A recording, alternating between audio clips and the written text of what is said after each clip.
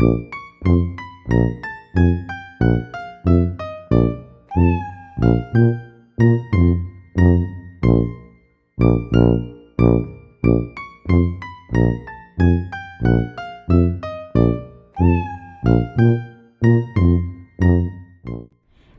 friends and welcome. Today we're going to be crocheting that very cute and derpy tiger from K-pop Demon Hunters.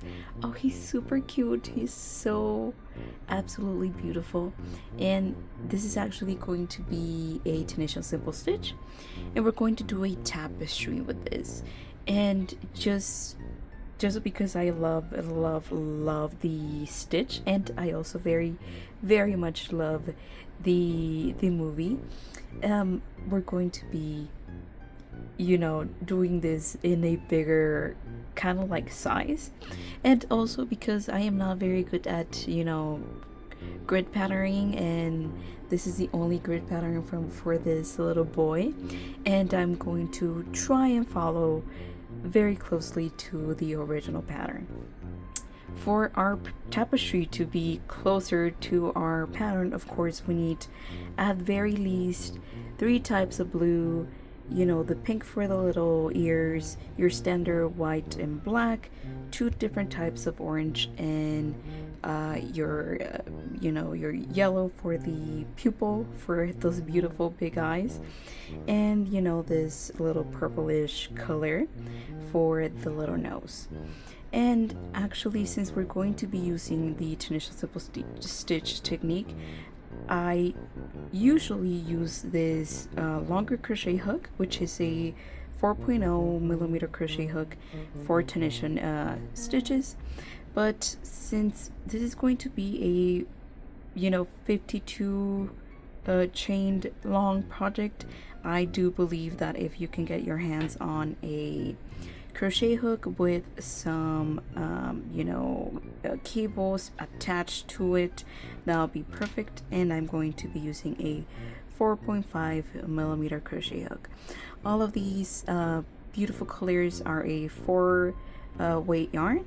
So without further ado, we're going to start by crocheting our 52 chains with, this is going to be my base blue for the body of our derpy tiger, and I'll show you how to introduce our colors. So after we have done our 52 chains, we're going to work onto the back side of our chains. So this is the front side, and we're going to turn our work, and you'll see, or you know, that it's the back side, because if you run your fingers through the back side, you'll feel little bumps, and we're going to work onto those bumps. There is that very first bump which we're going to skip because it corresponds to this very first loop, and this very first loop counts as 1. So we're going to go straight to the second bump. This is going to be your second, this is the first one, second one. We're going to insert our hook, yarn over, and pull. And we just move all the way down our chains, yarning over and pulling.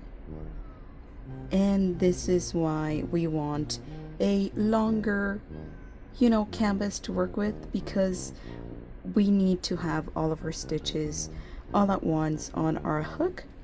So I do recommend that you get your hands onto these very super good and versatile crochet hooks, because if you really love the Tunisian simple stitch like I do, you're gonna love these crochet hooks.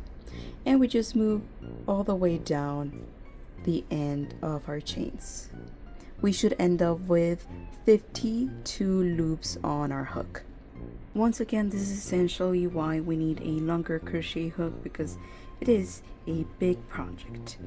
But now we're going to do a return pass, which is unique for Tunisian simple stitch. We work forwards and we work backwards within 1 row. So now we're going to chain 1 onto our very first loop, and this is how we're going to do it. We just yarn over, pull through that very first loop, and that's it. That's going to be our chain 1, and we do that for every row. Now we're going to work onto our actual Tunisian simple stitch. We're going to yarn over, pull through 2 loops on our hook. 1 and 2. And that's all we are going to do. We just yarn over, pull through 2. Yarn over and pull through 2. Regather all of our stitches, yarn over, pull through 2. And this is what we're going to do all the way down our row. And your row should look just like this once we're finished.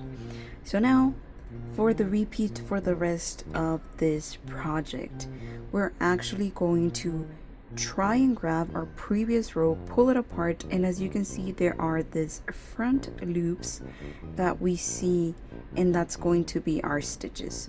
So we're just going to insert our hook onto that very front loop only. That very front loop only, yarn over and pull. Just like that. Always counting this very first loop as one.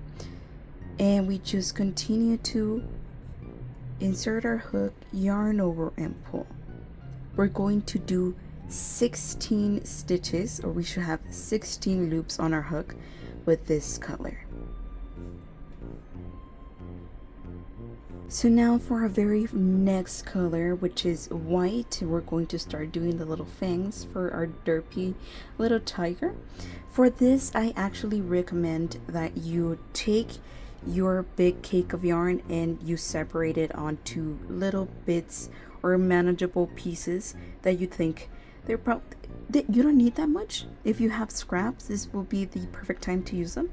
But this will ensure that you don't waste yarn and actually that you don't tangle yourself. And since this is a fairly bigger project, we do not want for this project to warp or to cause any unnecessary tension. So you just grab your little scrap of white yarn. We were working with this blue yarn. We're going to grab our white. We're going to insert our hook onto that very next loop, and we're going to yarn over with our new color. Just like that. Just like this. And we're just going to insert our very next color, which is black. Do exactly the same thing, inserting onto the very next loop. And that's it. We need to have 5 black stitches. And what I like to do is I like to move the tail back and forth so that it catches with my working yarn, and I do not need to worry about, hiding it or weaving it in at the end. Now have 4, 1 more, 4, 5. And as you can see, the tail is nice and secure. We'll worry about the white one later. Do not worry. We're going to grab the next scrap of white yarn, do 2 stitches, trying to secure our little tail. Then return with our black, do 2 stitches,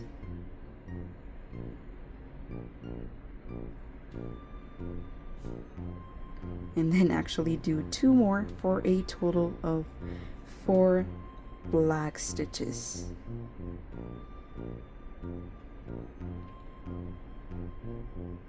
We once again grab another piece of white yarn, insert it, and do 2 more stitches.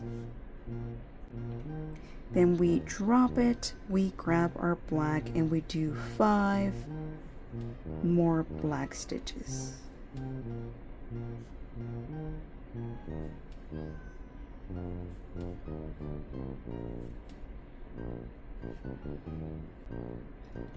And finally, we get to introduce our very last scrap of white yarn for a total of 1 stitch.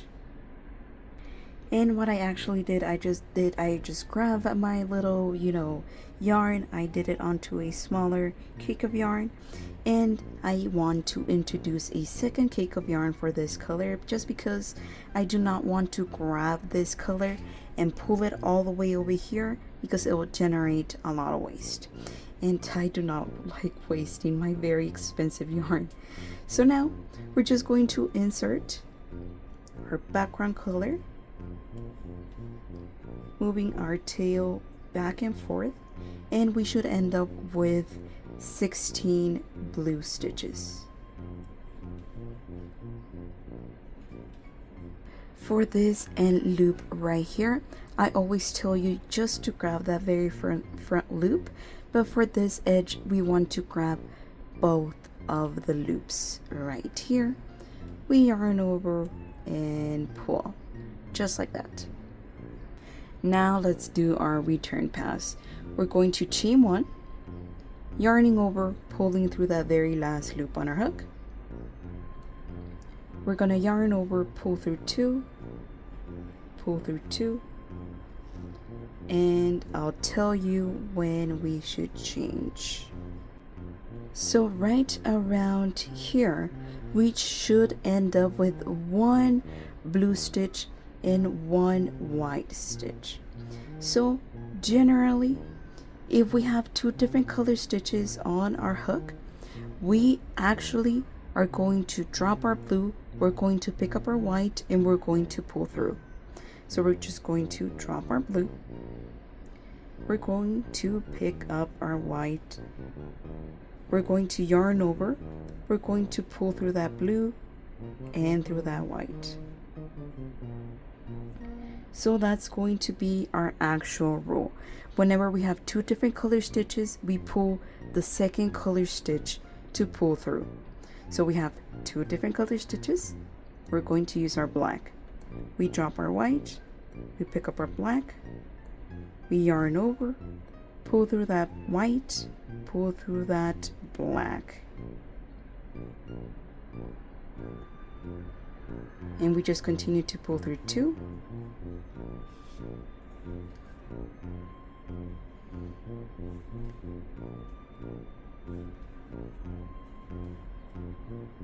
remember to switch colors,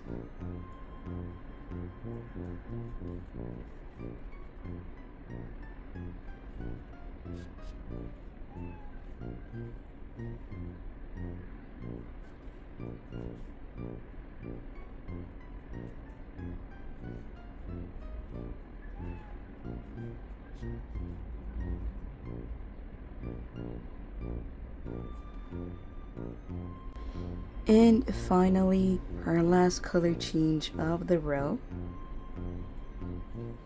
and we just pull all the way down until the end.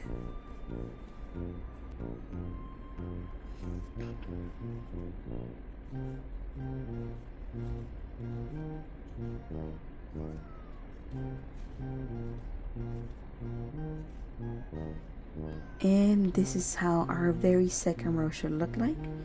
This is actually where I leave the explanation, because everything that you need to know is within these 2 rows right here. We have our center, which is where we learn how to introduce and how to color change. Absolutely beautiful. You'll see, I'll leave a time lapse where you actually get the feel of how this is going to change, and it's going to become a beautiful tapestry. But of course, down below I always leave the link where I found the pattern, but you can always take a screenshot of the picture on screen.